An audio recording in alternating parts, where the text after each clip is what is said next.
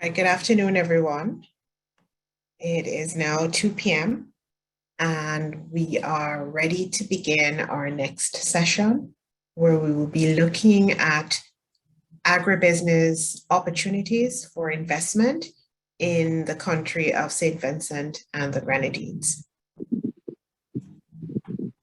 All right, this afternoon, we have the pleasure of having with us the minister who has full responsibility for agriculture, fisheries, forestry, rural transformation, industry, and labor. Wow. Minister Schofield Cecil is a young, brilliant, energetic community activist. He's an advocate and a politician. A lawyer by profession, Minister was born and raised in the constituency of South Central Wynwood. He is a devout Christian and a family-oriented young man. He holds a Master of Laws degree, specialization in banking and finance law from the University of London, with a Bachelor of Laws degree from the University of the West Indies and a legal education certificate from the Hugh Wooding Law School. The former Island Scholar and Banana Growers Association scholarship recipient is also a graduate of the Diamonds Village Government School, St. Martin Secondary, and the St. Vincent and Grenadines Community College. His wide-ranging professional experience was garnered from his work as a community worker, teacher, lawyer, government senator, and minister. Minister served as a junior minister in the Ministry of Agriculture, Forestry, and Fisheries. He also served as the Minister of Housing, Lands and Survey, Physical Planning, Informal Human Settlement, and Local Government. He has served as well as the Minister of Tourism and Industry. Currently, he is the Minister of Agriculture, Forestry, Fisheries, Rural Transformation, Industry, and Labor. Minister, welcome. We also have on panel this afternoon, Mr. Hans John, who is CEO of Westfield Farms in St. Grenadines. He was recently appointed the cultural ambassador to St. Vincent and the Grenadines. He is known, of course, as a singer, songwriter, and a soca artist. He's employed with the Ministry of Finance and Economic and Development as a project officer and as an accountant attached to the Ministry of Agriculture. He has worked with the BDO Eastern Caribbean as an audit senior for about 4 years. And with the recent pandemic, Mr. John has rekindled his childhood love for farming, which was passed on to him by his father. And so he is now the owner of his own company, Westfield Farms, which focuses on vegetables and land. Two very capable persons with us today. Minister, I'm going to hand over to you so that you your presentation to the delegates who are here on investing in the agribusiness sector in the beautiful country of St. Vincent and the Grenadines, and then we will hand over to Mr. John. Over to you, Minister. Yes. So thank you so very much, and I indeed want to welcome all the other participants. Not very often do I have the opportunity to share a stage with a soca artist. But my brother Hans John, who is an academic, also very much involved in culture here in St. Vincent and the Grenadines, he's bringing a freshness to agriculture and agribusiness, and I'm really happy to share the stage with him this afternoon. I want to first of all take us on a historical journey for a brief period so that we can get a proper understanding and appreciation of the agricultural history of St. Vincent and the Grenadines. Then I will go into a brief situational analysis as to where we are in terms of the country, the agricultural sector. And then I would explore issues touching and concerning the current opportunities in agribusiness in St. Vincent and the Grenadines. Before I venture into the presentation, I would also like to thank dearly Invest SVG and Ms. Annette Mark for work that she's doing in country to ensure that we can showcase our platform or production platform that we have in St. Vincent and the Grenadines to the rest of the world. Again, thanks to all the persons who have made this event possible. St. Vincent and the Grenadines, like most other former British West Indian colonies, we have a long history in agriculture.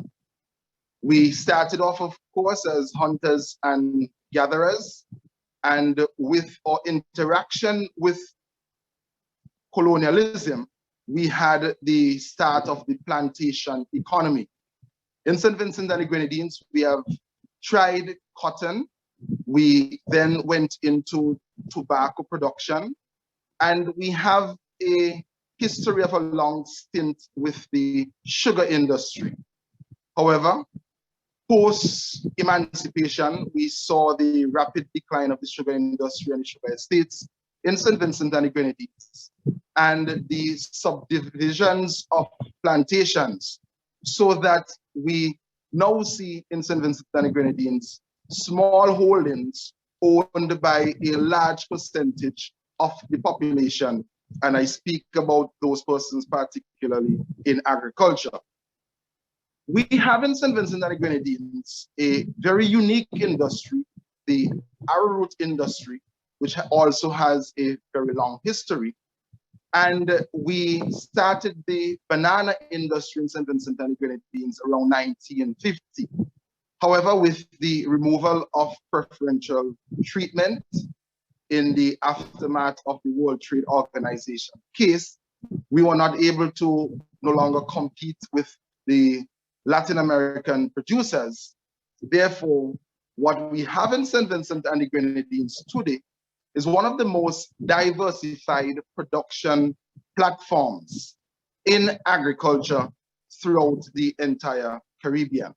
We have definitely moved away from monocropping, the establishment of a monoculture in agriculture. And we have seen over the last decade a very well-planned and articulated, managed transition, whereby the banana industry now only plays a role as another commodity, mainly for food security and for regional export. So that's basically, within a nutshell, a historical analysis as to how the factors of production, land, labor, and capital, how they have been divided in St. Vincent and the Grenadines. So I come now to a more net present situational analysis as to where we are in agriculture in St. Vincent and the Grenadines before I venture into the opportunities. We have seen over the last 10 years the emergence of what can be categorized in the Caribbean as a full-fledged medicinal wellness industry.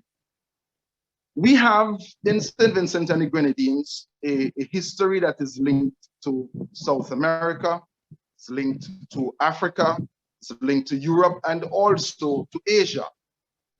And over the last 800 years, we have seen different plants brought to our country. What we have been able to do over the last 5 years is to establish a well-founded, deep-seated, very organized medicinal wellness industry where we have developed products within the frame of the aquaceutical sector, the nutraceutical sector, and we are now working into having a basket of goods ready for the pharmaceutical industry. We have been able to establish the regulatory framework and the requisite jurisprudential structures to see the growth of a medicinal cannabis industry. And we are in the very early stages of seeing the grow out of the psilocybin industry in St. Vincent and the Grenadines. And I must note that in St. Vincent and the Grenadines, we are promoting cannabis only for medicine and also for scientific research. Similarly, we are going to do the same with the psilocybin industry so that we operate purely within the ambits of the international legal conventions and treaties that we have signed on to. Before the end of this year, we will be exporting to Europe medicinal cannabis products. And we have seen the growth of a value chain that is valued now over 40 million US dollars. And we have potentially approximately 6 investors who are currently interested in furthering the development of the sector. And the medicinal cannabis industry in St. Vincent and the Grenadines is very open to persons who may wish to invest in that sector in St. Vincent and the Grenadines. We'll be able to provide anyone who is following this discussion and this conversation with the requisite legal framework that we have. It is basically divided into 2 different areas. One, the extraction industry, and 2 has to do with the issue of patient access. There is definitely an important opportunity that I want to explore as it pertains to patient access of medicine in St. Vincent and the Grenadines. And this touches and concerns the relationships that can be developed between the producers of local aquaceuticals, nutraceuticals, and pharmaceuticals with the tourism industry. We are seeing globally where persons are traveling very far for health care, and they have doctors online, and they're going to the sources where many of these products are made. And we intend to see unfold in the next 2 to 3 years a very important medicinal tourism industry unfolding in St. Vincent and the Grenadines to be a part of the overall blend with our existing tourism industry. We also have been blessed in our country with the wide expanse of seas, and we have been able over the last 10 years to develop the blue economy in St. Vincent and the Grenadines. We, over the last 5 years, completed the Argyle International Airport, therefore giving us direct access to major markets. We have witnessed in recent times where many foreign direct investors, particularly who trade in seafood, they're coming to St. Vincent and the Grenadines and they are operating landside facilities, mainly for the exportation of lobsters and conch. However, there are many other areas in the blue economy value chain which are definitely open for investors. And I'm aware that my country, we are currently embarking on a fleet expansion program, particularly targeting yellow tuna. And there are several lending agencies at St. Vincent and the Grenadines and persons within the fishing industry who will be willing to partner in joint venture initiatives and programs in order to lift the quality of production that they are engaged in currently. Of course, all targeting an increase in production and productivity. So there are significant opportunities in the fisheries sector. And I also want to note that we witnessed over the last year the rise of the local CMOS industry, because the blue economy must encompass the search for resources within the entire seascape. And we are seeing there are many persons who are now CMOS producers and are exporting.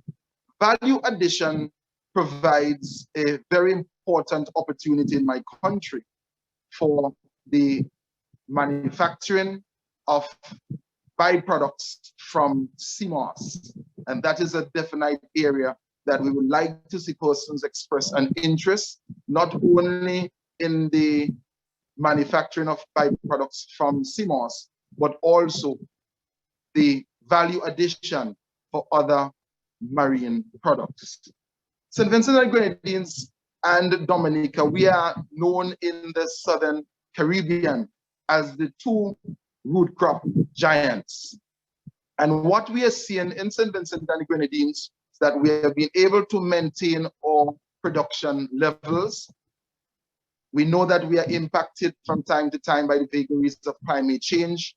We were recently impacted by the eruptions of La Soufrière, but we have been able to go back to the different farming areas and to expand production, particularly in yams, in Dashin, in Tanya, in Edos, and in the basket of root crops that we have in the country. What we are seeing trending globally, there are some persons who have several different types of ailments, and they are now utilizing composite flour that is gluten-free. And we see in St. Vincent and the Grenadines that there is the threshold for the development and the expansion of flour production utilizing many of the root crops that we have in St. Vincent and the Grenadines in abundance. So that's another significant opportunity for value addition that we have in our country, and one that we are advancing. And the other point that I want to raise is that in St. Vincent and the Grenadines, we have currently a food import bill of approximately $200 million.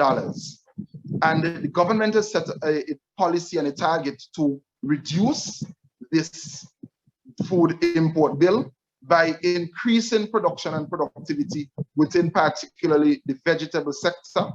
So there is an opportunity for joint venture investment in St. Vincent and the Grenadines as it pertains primarily for vegetable production. We want to reduce the importation of onions, of carrots, of English potatoes, and also to increase the production of poultry products, or poultry import in St. Vincent and the Grenadines currently stands at about $30 million annually. And there is a need for joint venture investment with foreign direct investors, working with local entrepreneurs and traditional producers in order to reduce the food import bill. And again, providing another opportunity for investment. And the final point that I want to canvass has to do with the opportunity to get from St. Vincent and the Grenadines persons who are very skilled and trained in agriculture production systems.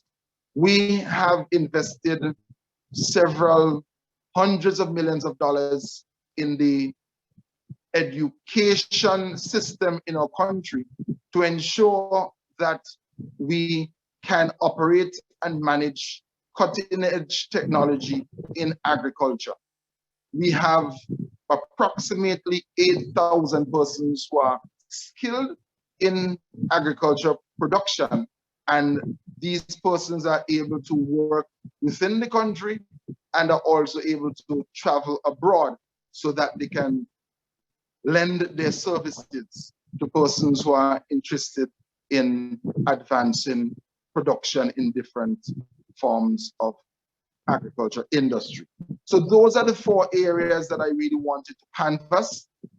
If I may just recap them. 1, we have witnessed in St. Vincent and the Grenadines the rapid expansion of the medicinal wellness industry that is not only dealing with cannabis production, but has also expanded into the extraction of psilocybin And within the general framework, we're also looking at the production of extracts from moringa, from turmeric, from ginger, and from many of the commodities that we have been producing in St. Vincent and the Grenadines. As I noted, we want to set up in St. Vincent and the Grenadines a full-fledged aquaceutical, nutraceutical, and pharmaceutical industry over the next 5 years.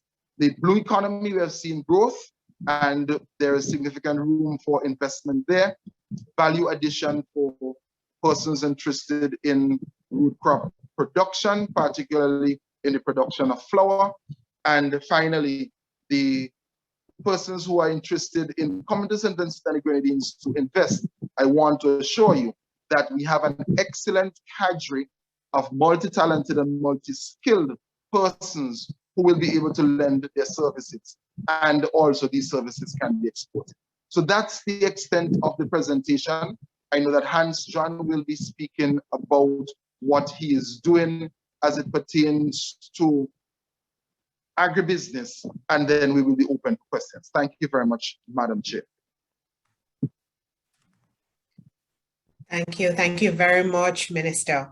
Mr. John, if you could take the floor, we'd love to hear about what you're doing on your farm. So, Mr. Minister presented a mouthful there as you relates to St. Vincent, and I tend to give you guys a bit of what I'm doing as a young entrepreneur, as a farmer.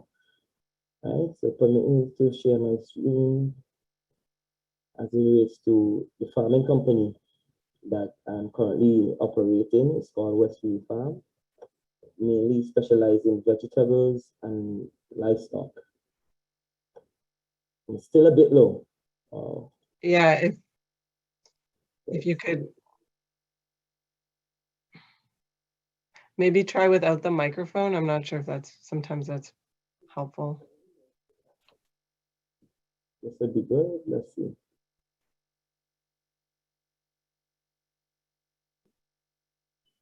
So I'll start with a brief video as to what I'm doing on my farm in terms of the vegetables, mainly cabbage and lettuce.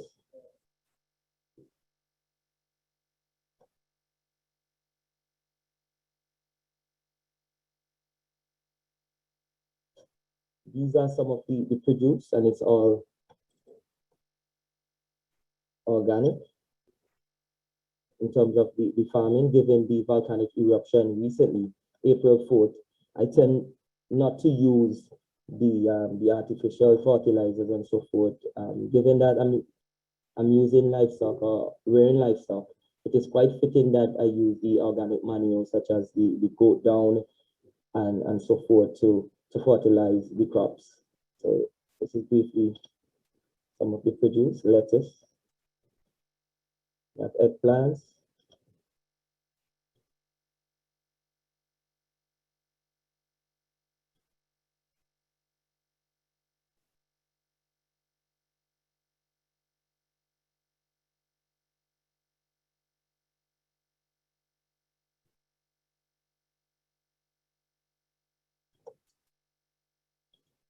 so as a young entrepreneur, as a young farmer, I tend to apply the knowledge learned in secondary school and university, having experience in auditing as well, and being the project officer attached to the Ministry of Agriculture.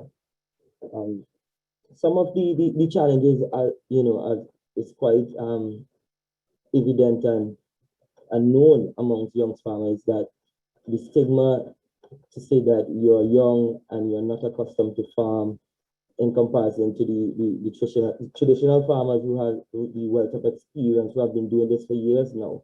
We have been getting some fight and some pushback as it relates to the technology being used, as it relates to the way that we utilize the social media, the implementation of tractors and hydroponics, and still have some problem here with the audio. Okay, I think we can hear you okay. It just, some people are having trouble. If you're having trouble hearing, perhaps try to increase the volume on your computer for the people that are listening. I think it's okay. Yes, please. So if you permit me to continue. So we have been getting a lot of pushback or some fight as it relates to the traditional bridging the gap in terms of youth and the traditional farmers. As we are aware, most of our parents started out in farming, and farming was the main income earner, or the main revenue stream for some of us as young entrepreneurs. And we decided, or Hans John decided, to really venture out into this as such, given the exposure to farming, and to add a new face and to add the apply the technology and what was learned.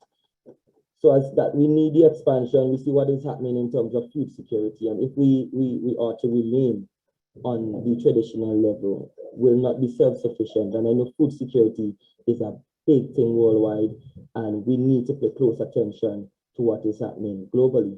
For instance, with reference to the pandemic, it has really crippled imports and getting some of the vegetables or food items that are normally consumed by Vincent or locally.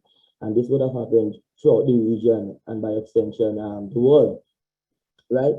So I decided to venture into farming, given the issue of food security within my country, as well as the health factor.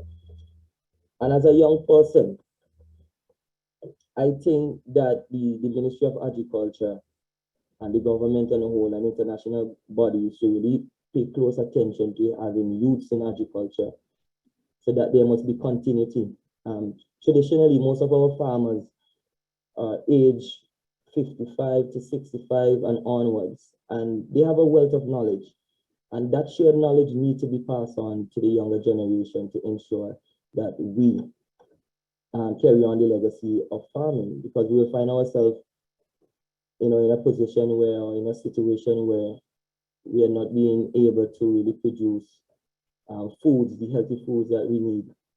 Also, as a nation, as it relates to the food import bill that Minister Susan mentioned, that St. Vincent is currently tackling, right, in terms of reducing that bill, is something that seriously needs to be considered, where the technology must be applied, the different varieties of seeds, and the proper training as it relates to capacity building. As I mentioned earlier, bridging the gap between the technology and the traditional farmers is something that we seriously need to consider as it relates to food security and farming. So I am trying my very best as a young entrepreneur, as a young farmer, to operate in such a manner, moving away from the traditional or substantive cultivation to a more commercial and intensive cultivation where farming is concerned, right? And I tend to do so through the introduction of new crops.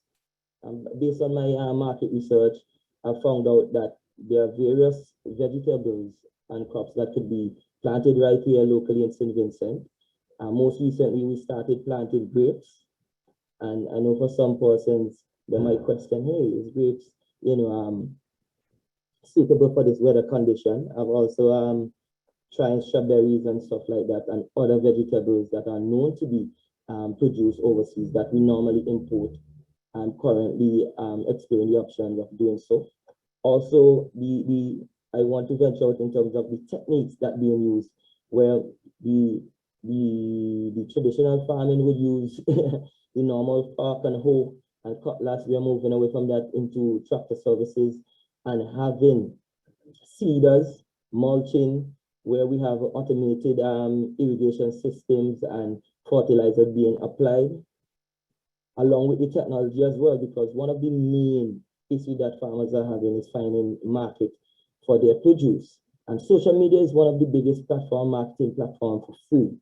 And I tend to use that to really reach my customers, to show customers my produce, so that customers could reach and we could communicate and they could see what is actually happening.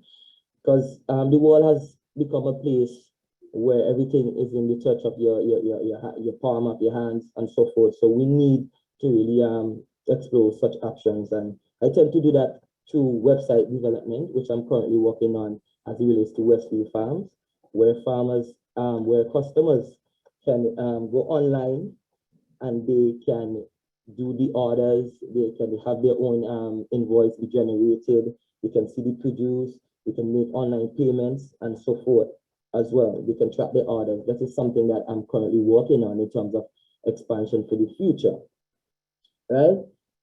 Also, at Westfield Farms, as somebody who's involved in project management as well, in the Ministry of Finance, Economic Planning, I think it's quite fitting that farmers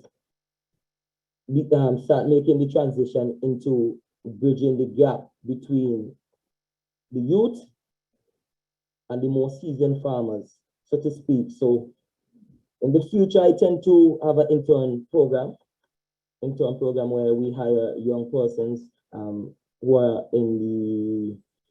into agriculture, and agriculture science is one of the subject that needs to be, re-established in school on a larger scale, where we introduce it at a primary level. So this is something that I'm willing to work out with the Ministry of Education here in St. Vincent and the Grenadines. Speaking of such, we have a program called the Green Sprout Operation, a project called Green Sprout Operation that we're currently going into schools and to revive agriculture and to have them do the various projects as it relates to agricultural science, and to combine that with the subject area and to even broaden their scope as it relates to seeing agriculture as a viable solution to what we're facing here in terms of the food import bill, as well as potential careers that present itself in the agricultural sector. So I tend to do internships where we target young persons to come on the farm and they gain the experience of how to plant, how to do soil preparation, how to take care of the livestock, how to apply fertilizer, and so forth, how to harvest produce, because that is one of the major concerns for supermarkets here locally, as well too, in terms of the packaging and quality assurance and meeting the quality standards of these international brands, and also to be export ready. So I tend to have that internship program applied soon or implemented soon as it relates to Westfield Farms for young persons. Right? A major challenge that I'm currently facing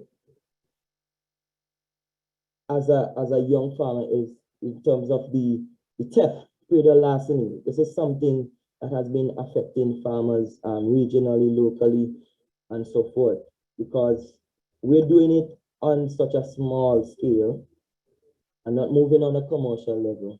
Whatever is being stolen from us will definitely affect the bottom line or the remittance that we ought to be collecting. Also, as it relates to livestock, we have a problem as it relates to stray dogs. They are killing off most of the small ruminants and so forth. This is a major challenge as it relates to farmers, not only for Hans John, but for farmers within the community and throughout St. Vincent and the Grenadines. I know that Minister Caesar, is trying to amend the Vicious Dog Act, but these are some of the challenges that are being faced. Also, from a financial perspective, where financing, these small businesses, getting startup cash or startup finance is one of the major challenges that we face in terms of approaching a financial institution, because some farmers might not have the assets or collaterals to approach the bank to act as security. And we cannot predict sometimes the elements of the weather as it relates to natural disasters, and having experienced the extensive damage with reference to the last eruption. To really rebuild and to really invest and to reach on a commercial level, we need that financial support from the financial institutions locally. And that has been one of the major challenges faced by small farmers and small entrepreneurs, like myself, where we have where we know you're excited about this topic and you have quite a bit to share, but maybe maybe you could just wrap up this part so we can allow people to ask you questions about your farm. Oh, most definitely so. So in closing, I really hope that regionally the support can trickle down to the average farmer, to the traditional farmers, and to the young ones as well, and to really see agriculture as the way forward, and not only with the vegetables, and not only with livestock, but as Minister mentioned, in terms of the fisheries, the fishing industry as well. So, Hans John, I'm open for questions. Thank you very much. I can see you're really very interested you're very excited about your farm. And some, I've actually seen where somebody's saying that they're waiting on you to sing a soca song as well. So we want to leave time for that towards the end of this presentation. But if I may ask a question or two to you, Minister. Minister, are you still there? Wonderful. Minister, I have a couple of questions that have been directed to you. I'm looking at about 4 questions here. The first has to do with the process to support agribusiness investors. Could you tell us a little bit about if an investor is coming in and wants to go into the agribusiness sector as an investor, how does an investor go about that? What's the avenue that investor should take? Next question, if I may just ask a couple at the same time. The next question has to do with the recovery. We know that you went through a turbulent, and in some ways you're still going through the challenge that the volcano presented, even to the agricultural sector. What is St. Vincent and the Grenadines doing right now? What has been the impact, and what are you doing in terms of recovery for the agriculture sector? The next question has been incentives. Are there special incentives for persons who are coming into the agribusiness sector that you would like to mention now to potential investors who are listening in? And finally, in terms of medicinal herbs and looking at the value chain, what are your plans in terms of moving up the value chain? And I know that you mentioned a few of them when you were talking about some investors that you're working with, but maybe you could speak to that a little bit more in your response to these questions. Volume, Minister. I think you're on mute. Yes, I will answer them in the order in which they were asked. And the first one had to do with what are the procedures if you want to invest in St. Vincent and the Grenadines. We have a well-equipped Invest SVG unit. And basically, if there is an investor, they can contact Invest SVG. That will do all of the processing. Of course, a due diligence has to be done, and the team at Invest SVG will be able to request of you the business plan, the business proposal. That would then be forwarded to the Ministry of Agriculture, Forestry, Fisheries, if those are the areas that you are willing to be engaged in. And we will come up with a platform for support from the government so that when you come to St. Vincent and the Grenadines to invest SVG, the Ministry of Agriculture will collaborate to introduce you the local factors of production. And I will dovetail the answer for number 3 that has to do with the list of opportunities which are available for investors as it pertains to the concessions. So based on the size of the investment, definitely that will determine the concessions which are available. For agriculture, I could say to you that if you're bringing in equipment, it's basically 100% free of duties at the port. So if you want to bring in your greenhouses, if you're bringing issues to do with irrigation, your seeds, the animals, if you're bringing in hatching eggs, if you're bringing in stuff to basically address the the expansion in livestock. These will come in with all the concessions that are available at the port, which is usually 100%.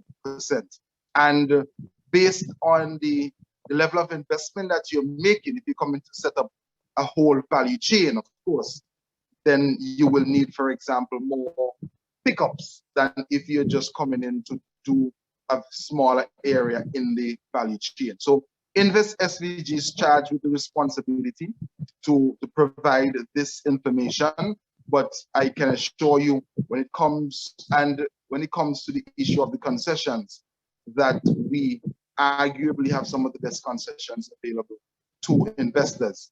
And also to note that there are concessions which have already been discussed and are a part of the list of concessions, but based on the investment opportunity that you will be taking up as an investor, then we will always have an additional conversation as to more concessions that could be made available. And these concessions are usually, for the most part, available to not only persons who are coming from the extra region, but to investors regionally and also to local investors. We see agriculture and fisheries as an area where we have to incentivize those parts of the initiative to deal with concessions. The issue addressing the recovery, we have a supplementary estimate budget, and we were able to draw down some $21 million to provide income support for farmers who have been affected by the eruptions of La Soufrière. We had intense infrastructural damage in several of the different zones in the country. So we are doing the rehabilitative work as it pertains to that. We have been able to bring in seeds, seedlings, redistribute animals, address the issue of human resource capacity. We're working with international organizations like the FAO and the ICA, friendly governments, regionally and internationally. So we are on the up and we are rebuilding better as we plan to continue to grapple with the vagaries of climate change. And thank God the volcano has gone quiet. And the final point has to do with the medicinal wellness industry that is creating globally a lot of excitement. And St. Vincent and the Grenadines, we are leaders in the Southern Caribbean as it pertains to the establishment of a full-fledged medicinal wellness industry. So the value chain is very long. There are persons who would want to come in to do just production, the planting of cannabis. There's some persons who would want to be involved in the extraction of the oils. There are persons who are involved in marketing. They are connecting the producers in St. Vincent and the Grenadines with producers internationally. And we are seeing where persons in the wellness sector, the health areas of the patient access, that doctors are coming in, we are having psychiatrists who are coming in, and they're ensuring that they work with the hospitality industry, because medicine and medicinal tourism is definitely a growing and a very encouraging area for persons to invest. And I don't want to leave out the traditional herbalists. We're also working with the traditional herbalists to incorporate all of the other commodities which traditionally your grandmother used when you were much younger. She did not rush to big farm. She rushed to the backyard or the neighbor's backyard, and she would use the turmeric and the ginger and the moringa and the different plants that we have brought from Africa, from South America, from Europe, and from Asia. And we want to add value to this to the highest level. And Invest SVG is doing an excellent work through Annette Mack under her leadership to ensure that the Ministry of Agriculture, we focus on the establishment of the platform and the formulation of the opportunities, but in terms of the marketing, the packaging of the opportunities for the rest of the world, that is done through Invest SVG. Thank you very much. Thank you. Thank you for that, Minister. I know that the head of Invest SVG, Ms. Annette Mark, who's also the current president of the Caribbean Association of Investment Promotion Agencies. I know that Annette is online right now. I see her responding to a couple of questions. Annette, I think there is a question in there in terms of a contact at Invest SVG. So maybe this is a good opportunity for you to put your email in the chat so that that person who asked that question can reach out to you. Hans, I got a whip-in online a while ago from a couple of persons who said, I must let the farmer talk, let the young man talk about what he's doing on his farm. So I want to ask you, I mean, as a young farmer, what kind of advice would you provide to other young entrepreneurs and young persons who are interested in investing in farming? They don't have a lot of resources to invest. You mentioned some of the challenges that we face. That will be challenges that we will resolve overnight. But what are some of the thoughts you have that you can share with another young farmer?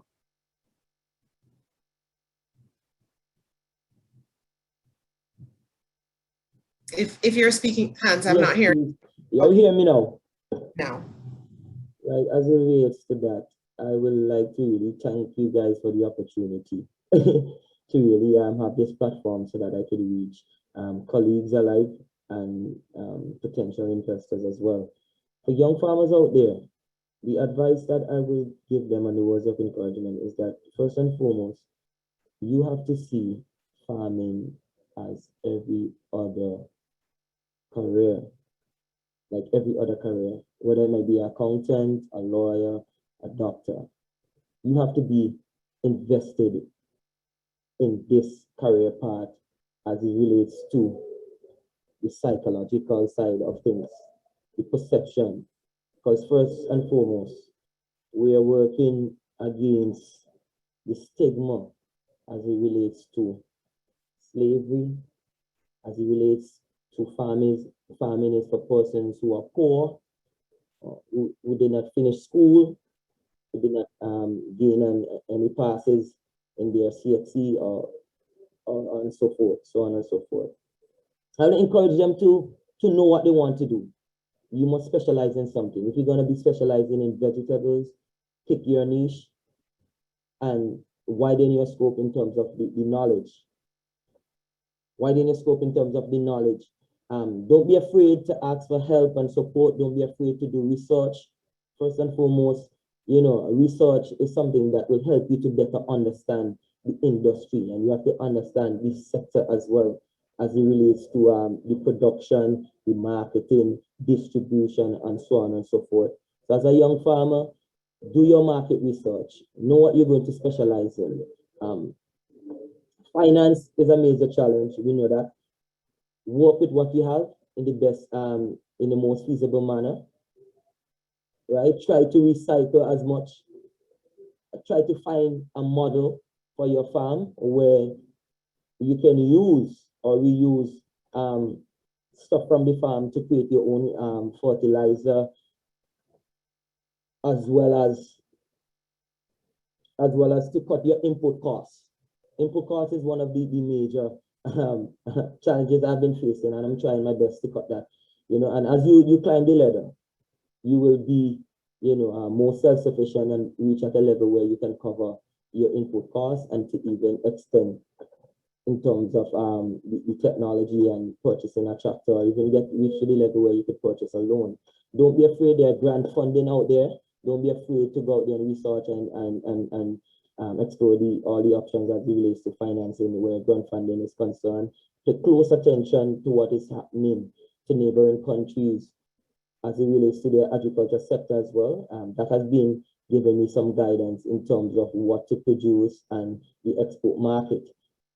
Right? Don't think local. Try to operate at a level where you can export your produce to other neighboring countries that are not producing something that you're producing. Also try to stage your production in terms of staggering the market. you don't want to plant down too many of everything, and there's no market for it. You stage your market and you find, you know, the distribution points to meet your customers, and try to really hold that market, because we're in a very competitive small market where every farmer is fighting for a piece of the cake. So you have to distinguish yourself from other farmers. You don't want to be planting the same sweet corn, and you know your farm is limited in terms of space, when Mr. Jones next door has 4.5 acres in sweet corn alone. These are some of the factors that you need to consider. Also, the weather patterns, climate change. You know, do your research and see how best you can overcome these challenges, because we cannot predict the weather as much as we try to. That's been proven. We cannot predict when a volcano might operate. We might have the little signs and hints and so forth, but unfortunately, we don't have that power to know, or that knowledge to know when and where it will strike and so forth. You know, and I would tell them reinvest your monies or whatever is remitted to you into new farm equipment, and think commercial. Try to evolve as you go along the way. I know that I've been saying a lot, but try to reinvest back in your farm, and you might not see profit overnight, right? So you have to reinvest until you can really manage your costs properly, and try as best the input costs. Try your best to really to cut it down with the help of the technology. Apply the technology, social media. Use social media in a very wise way, in the most efficient manner, to reach customers and to show what you're doing, because a lot of the customers love to see what they're getting. And also packaging, presentation of goods. Ensure that your goods are clean and that you grade them. I know we think of grading and we look past grading and quality control in farming, you know, and we put it on the back burner. But when you are presenting a product to persons who are going to consume, there must be standards. And I think that I want to throw this out to Minister Caesar. I know he's listening to me in this presentation, that we here in St. Vincent, that is something that we need to set as it relates to the vegetables. And that has been knocking us, where the imported produce has been packaged, well packaged, and graded in terms of quality, have barcodes, have expiry dates and so forth, and well presented to supermarkets. There's no other technique that they use in our strategy that is different from what we're doing locally here. But as a young farmer, I'm just putting it out there that, you know, your presentation in terms of packaging, it would be very important to help your produce move, and for persons to see you as a serious distributor as it relates to your crops or your produce. Right? So I encourage them as such, and just be, you know, be fully invested in terms of your mindset and what you want to achieve. Thank you very much.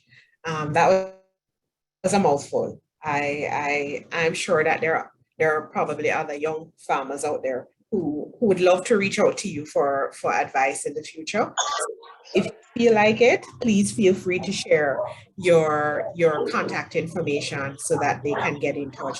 I have one other question for you, Minister. I have one other question. It is with regard to something that was mentioned by Hans when he was speaking. He spoke about the utilization of the volcanic ash as fertilizer. Is this an opportunity for potential investors in the future? Is there enough? You know, did the volcano produce enough of this ash or residue that can be used as fertilizers, not just in St. Vincent, but as an opportunity for the rest of the region? And while we're on it, you know, you talk about the high import bill and the need for import substitution. Are there particular commodity products that you would like to suggest to potential investors to come in and produce outside of the medicinal herbs that you mentioned before? And are there particular added products that you see an opportunity for that you would like to propose to investors to consider? Yes, I'll answer the second question first. And definitely one of the big areas is poultry production, a joint venture with persons locally in terms of poultry production. That's one of the biggest areas.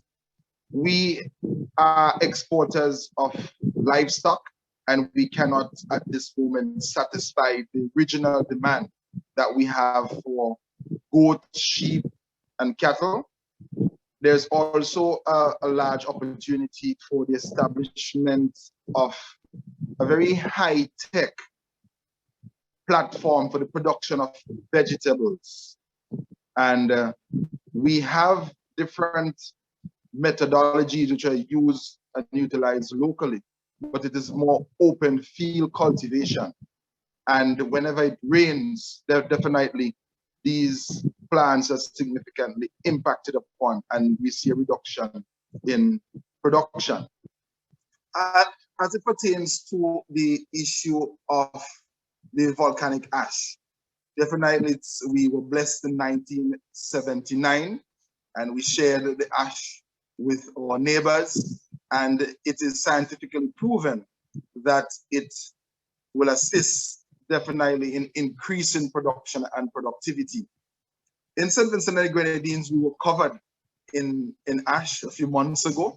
So as it pertains to the individual farmers, they have received their different portions, and the state-owned company Bragsa has been able to compact and to take to different locations large quantities that are still available if there is an investor who also desires to come to St. Vincent and the Grenadines to utilize this for the further processing and the fertilizer or for the export of the ash.